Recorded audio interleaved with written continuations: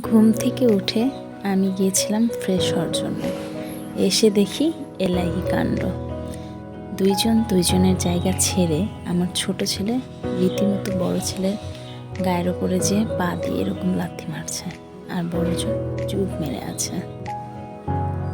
আজ ওদের একটা স্পেশাল দিন, সেটা হচ্ছে ওদের আজকে 3 মাস পূরণ হলো। ভেবেছিলাম যে দুই ভাইকে নিয়ে একটু ভিডিও করব বা ক্যাপচার করে রাখবো যে ওদের 3 মাস হলো, কিন্তু আমার ছোট ছেলে এত বেশি বিরক্ত হয়ে আছে, কারণ ও ঘুমাবে। এখনও খেয়ে মায়ের সাথে ঘুমিয়ে থাকবে। কোনো মতেই তাকে দিয়ে কোনো ভিডিও করা যাচ্ছে না। বড় ছেলে তার মাম্মামকে দেখছে, ওর ভাই যে কান্না করতেছে তার দিকে ওর কোনো খেয়ালই নেই। ওর মাম্মামকে দেখছে, মাম্মামের সাথে চোখে চোখে কথা বলছে। ছোটজন রীতিমতো কান্না করেই যাচ্ছে।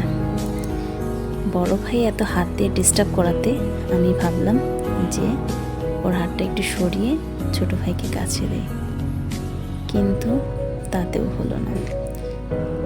ওর হাত দিয়ে আবারও ছোট ভাইকে ডিস্টার্ব করছে। এখন আর কিছু না পেরে ভাইয়ের হাতের উপরে ছোট ভাইকে শুয়ে দিলাম। এখন তো আমার ছেলে আরও কান্না করছে, ও এখানে থাকবে না, কোনোভাবেই থাকবে না। তার এখন তার মাকে প্রয়োজন। কন্টিনিউয়াস কান্না করে যাচ্ছে, কোনোভাবে ভিডিও করা সম্ভব হচ্ছে না। তো ভাবলাম দুই ভাইকে একটু কাছাকাছি এনে দিই, একজন আরেকজনকে একটু বুকে নিয়ে থাকুক। দেখুন কি অপরূপ সৌন্দর্য।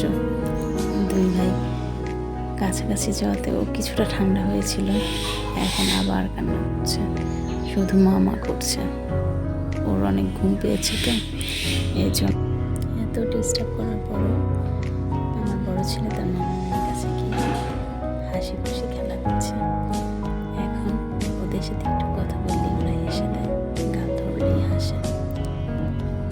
আমার এত কষ্ট লাগছে, কারণ এই পর্যন্ত ওদের 3 মাসে যে কয়টা স্পেশাল ডে এসেছে, ওরা কখনোই তার বাবাকে কাছে পায়নি।